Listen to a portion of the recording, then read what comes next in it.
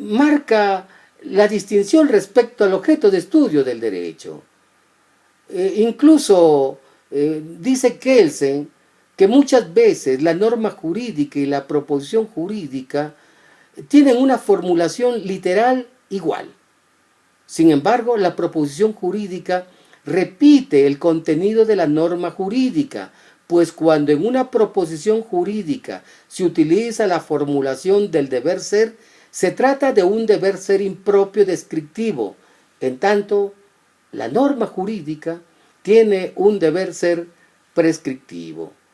La diferencia, dice Kelsen, reside en el significado de las proposiciones, en la formulación lingüística, es decir, en el acto de habla, que expresa ese significado.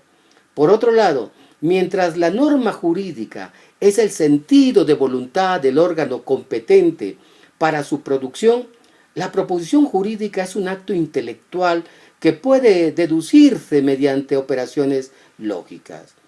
En lo que concierne al sistema jurídico, dice Kelsen que este se conforma de normas positivas y excluye de ellas las proposiciones. Su conformación se da en un escalamiento que parte de una norma básica fundante que faculta la creación de otras normas, del cual desciende en una forma de pirámides sistemáticas. Sin embargo, tal construcción no obedece a derivaciones lógicas.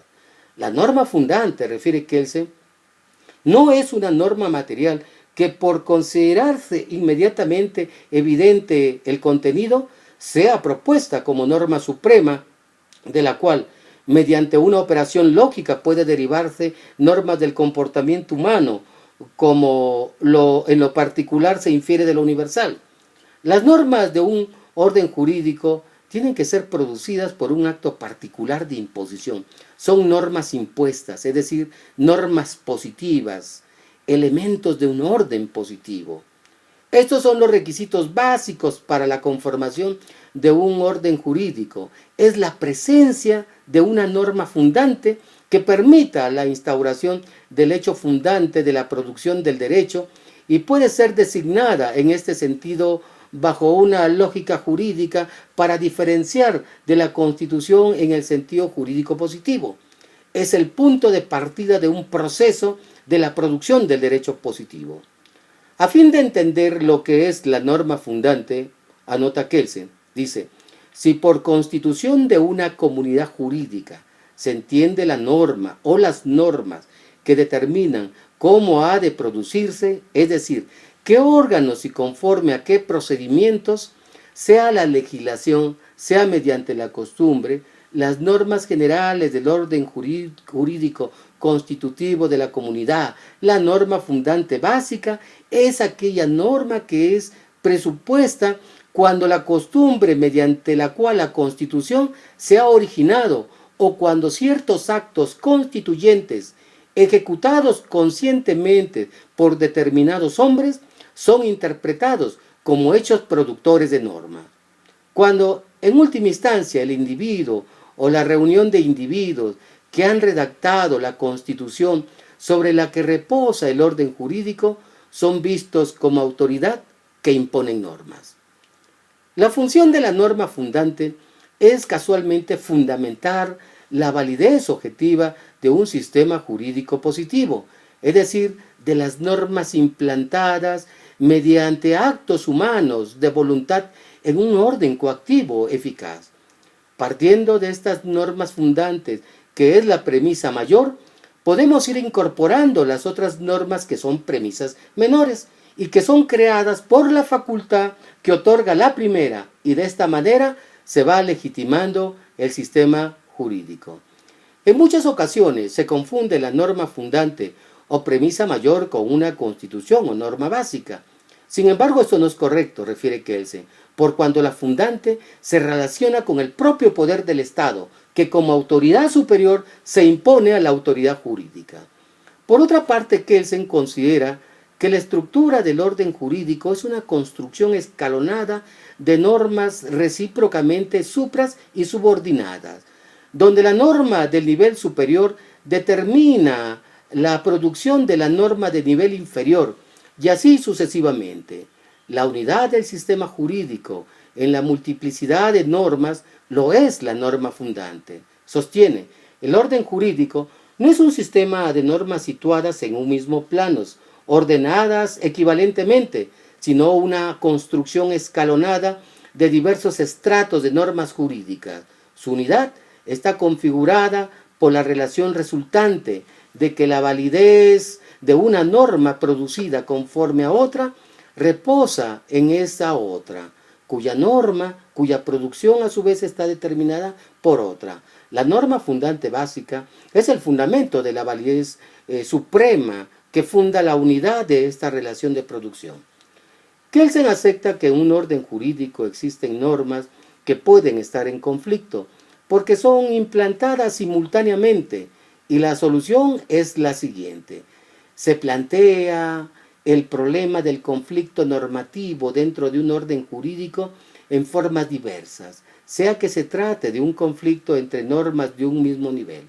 La validez de la norma posteriormente promulgada suprime la validez de la norma anterior que la contradice.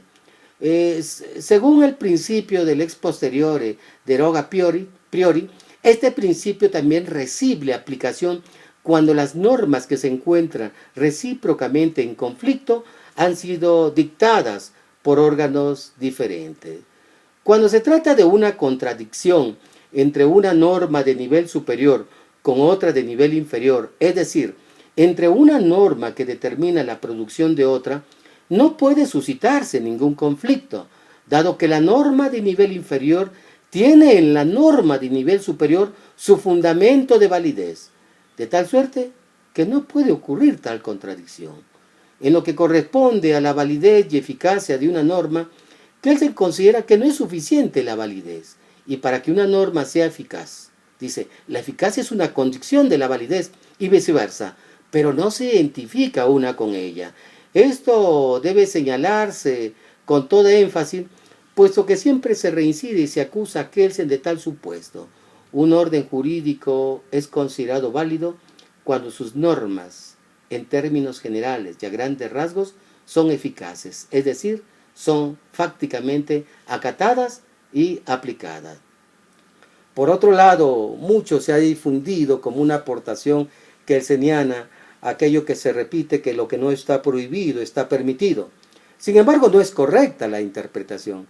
El mismo Kelsen sostiene que ello reposa en la ignorancia del hecho de que cuando el orden jurídico no estatuye ninguna obligación, de que cuando el orden jurídico, ¿sí?, no establece a través del enunciado el comportamiento del individuo, dice, su comportamiento está permitido. Eso está totalmente equivocado, al menos en su interpretación. Sostiene que cuando se carezca de una norma jurídica que regule cierta conducta, la aplicación del derecho válido corre a cargo de un tribunal superior, toda vez que el legislador, al crear la norma jurídica, le otorga la autorización para actuar como legislador, al menos como un supuesto entendido. Lo anterior implica, en primer lugar, que sí se acepta la presencia de lagunas en un orden jurídico, y en segundo lugar, cuando ello ocurre, quien corrige tal diferencia es el tribunal, que tiene la responsabilidad de una innovación creadora del derecho. De ocurrir de esta manera, prácticamente desaparecen las lagunas. Estas dejan de existir y quedan en una simple ficción. La producción de normas jurídicas por los tribunales o del juez como el legislador trae consigo la flexibilización del derecho y la seguridad jurídica. Manifiesta, un tribunal en especial, un tribunal de última instancia, puede estar facultado no solo para producir con sus sentencias normas obligatorias individuales, sino también son válidas, ¿sí?, para el caso presente de cualquier situación similar. Así, dice, ocurre que cuando la sentencia judicial crea un llamado precedente, tiene una manifestación de ley. Es decir, cuando la solución judicial de un caso concreto se convierte en obligatoria, lo es para las resoluciones de otros casos iguales. Como se aprecia, la teoría pura del derecho cree alcanzar la pureza al desprender a las normas de todos los elementos que le son ajenos. De esta manera pretende constituirse en una ciencia del deber ser. En el plano metodológico, el planteamiento no resulta claro, en parte porque el procedimiento de creación de normas no es una acción de derivación lógica que pudiera dar cabida al método deductivo. Al contrario, hay un rechazo total al procedimiento. Si algo cabría, sería una operación de silogismos de norma superior a normas inferior. De esta forma, la función del jurista se remite solamente a la aplicación de la norma con su mayor pureza, interpretando la significación que le quiso dar el legislador, es decir, de la significación cognitiva. En el caso de lagunas en un sistema, corre a cargo del tribunal competente la corrección jurídica, toda vez que el orden jurídico es completo y las contradicciones se resuelven a su interior. Bajo este argumento, no vemos la forma de aplicación de un método puro en el orden jurídico que plantea Kelsen. Por otro lado, al exponer la creación del derecho como producto de un acto volitivo legislado por un órgano facultado, el jurista se ve excluido de la creación del derecho. Podemos afirmar que no existe un procedimiento metodológico puro que podamos exponer claramente, a no ser que hablemos de técnicas legislativas puras y reduzcamos el quehacer metodológico, tal como ocurre con el quehacer jurídico, simplemente en hacer normas bajo la metodología legislativa. Como vemos nosotros, Hans Kelsen es un autor que resulta muy contradictorio en la teoría pura del derecho. Y hoy en día retoma mucha actualidad a partir de la polémica suscitada entre el positivismo incluyente y el positivismo excluyente, que anula la posibilidad de trasladar la moral en la construcción y aplicación del derecho. Muchas gracias.